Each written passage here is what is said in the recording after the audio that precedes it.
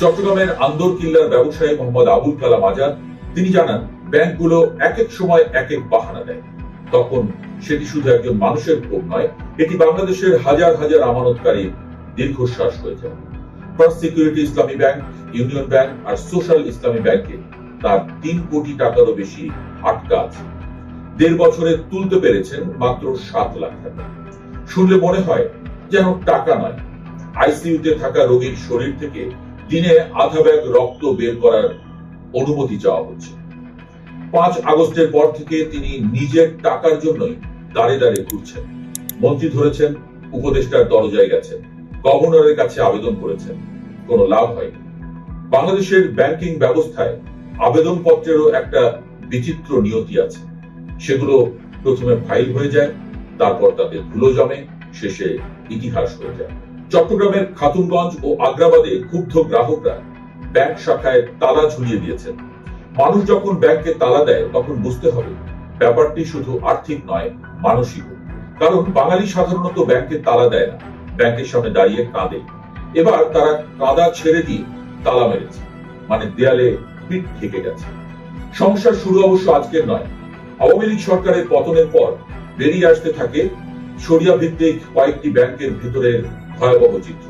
Exim bank, first security ইসলামী bank, global ইসলামী bank, union bank ও SIBL, এই 5 bank বিশাল খেলাপি ঋণের বোঝায় প্রায় মৃতপ্রায় অবস্থা।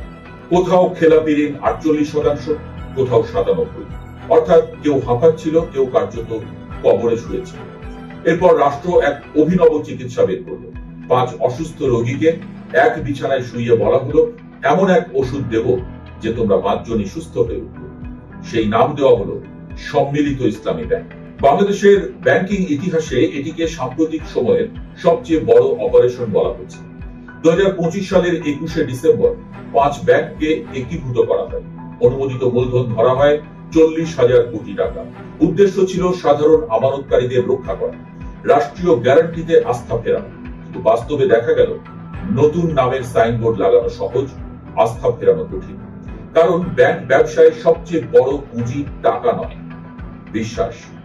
আর বিশ্বাস একবার ফেটে গেলে তা আর ইসলামী, প্রচলিত বা ডিজিটাল কোনো অভিধানে সহজে জোড়া লাগে না। সম্মিলিত ইসলামী ব্যাংক গঠনের পর আশা ছিল গ্রাহকরা ধীরে ধীরে টাকা পাবেন, কিন্তু 5 মাস পেরিয়ে গেলেও দৃশ্যমান উন্নতি হয়নি, বরং নতুন জটিলতা তৈরি হয়েছে। 5 ব্যাংকের কর্মসংস্কৃতি আলাদা, ব্যবস্থাপনা আলাদা, লোকজন আলাদা।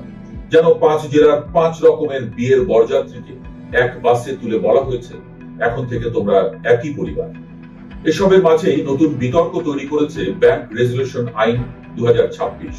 এই আইন নিয়ে ব্যাংকিং মহলে এখন এমন আলোচনা চলছে যেন এটি কোনো অর্থনৈতিক আইন নয়, বরং রাজনৈতিক থ্রিলার সিনেমার স্ক্রিপ্ট। আইনের 18 ক ধারা নিয়ে বিশেষ বিতর্ক তৈরি হয়েছে। অভিযোগ উঠেছে এই ধারার মাধ্যমে আগের মালিকদের আবার ব্যাংকে ফিরে আসার সুযোগ রাখা হয়েছে। অর্থাৎ যারা ব্যাংক থেকে বড় অঙ্কের অর্থ বের করে নিয়ে গেছে বলে অভিযোগ, তারাই আবার মালিকানায় ফিরতে পারে, এমন আশঙ্কা দেখা দিয়েছে। বাংলাদেশ অ্যাসোসিয়েশন অফ ব্যাংকস বা বিএবিও উদ্বেগ জানিয়েছে। তাদের আশঙ্কা, পুরনো মালিকরা ফিরলে ব্যাংক খাতে সুশাসন ফেরানো কঠিন হবে। কারণ আগুন নেভানোর জন্য যদি আবার আগুনকেই দায়িত্ব দেওয়া হয়, তাহলে দমকলের প্রয়োজন। অবশ্য বাংলাদেশ ব্যাংক বলছে আইনের শর্ত পূরণ ছাড়া কেউ ফিরতে পারবে না। গভর্নর আশ্বস্ত করেছেন, কিন্তু বাংলাদেশের মানুষ আশ্বাস শুনতে শুনতে এখন এমন পর্যায়ে পৌঁছেছে, আশ্বস্ত শব্দটি শুনলেই তাদের সন্দেহ হয়। এই আইনের সুযোগ নিয়ে সোশ্যাল ইসলামী ব্যাংক বা এসআইবিএল সম্মিলিত কাঠামো থেকে বেরিয়ে যাওয়ার আবেদন করেছে।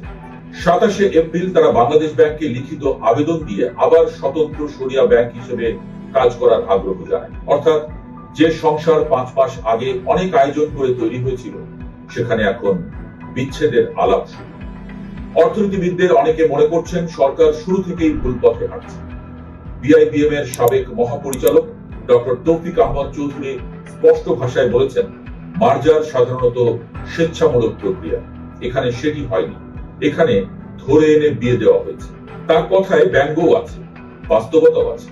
কারণ অর্থনীতির নিয়ম বলে ভালো ব্যাংকের সঙ্গে খারাপ ব্যাংককে জুড়ে দিলে কখনো কখনো ভারসাম্য তৈরি হতে পারে, কিন্তু সব খারাপ ব্যাংককে একত্র করলে ফলাফল অলৌকিক হবে। এমন ধারণা অর্থনীতির বইতেও নেই, রূপকথার বইতেও নেই। ডক্টর আহসান হাবিবও একই ধরনের উদ্বেগ প্রকাশ করেছেন।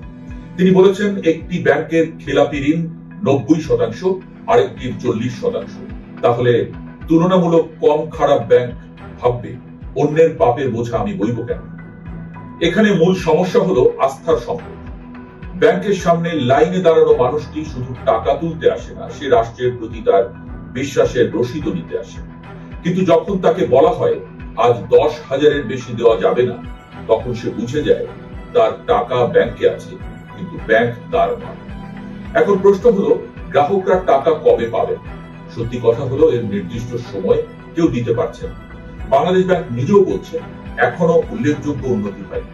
কোন দেশি বা বিদেশি বিনিয়োগকারীও এগিয়ে আসেনি, অর্থাৎ পুঁজি ঢুকছে না। আর ব্যাংকিং ব্যবসায় নতুন টাকা না এলে পুরোনো টাকা ফেরত দেওয়া হচ্ছে। তবে অর্থনীতিবিদরা বলছেন সরকার চাইলে ধীরে ধীরে পরিস্থিতি সামাল দেওয়া সম্ভব। এজন্য দরকার স্বচ্ছতা, খেলাপিদের বিরুদ্ধে কঠোর ব্যবস্থা এবং গ্রাহকদের আস্থা ফেরানোর বাস্তব উদ্যোগ। শুধু প্রেস ব্রিফিং দিয়ে আস্থা ফেরে না, মানুষের হাতে টাকা ফিরলে আস্থা ফেরে। বাংলাদেশের সাধারণ মানুষ বড় বিচিত্র জাতি। তারা রাস্তার গর্ত মেনে নেয়, বিদ্যুতের লোডশেডিং মেনে নেয়, এমনকি নির্বাচনের ফলাফল নিয়ে কারচুপিও মেনে নেয়। কিন্তু নিজের কষ্টের জমানো টাকা আটকে গেলে তার ধৈর্য ভেঙে যায়। কারণ ব্যাংকে জমা টাকা শুধু সংখ্যা নয়, সেখানে সন্তানের ভবিষ্যৎ থাকে, মেয়ের বিয়ের স্বপ্ন থাকে, বৃদ্ধ বয়সের ওষুধের খরচ থাকে।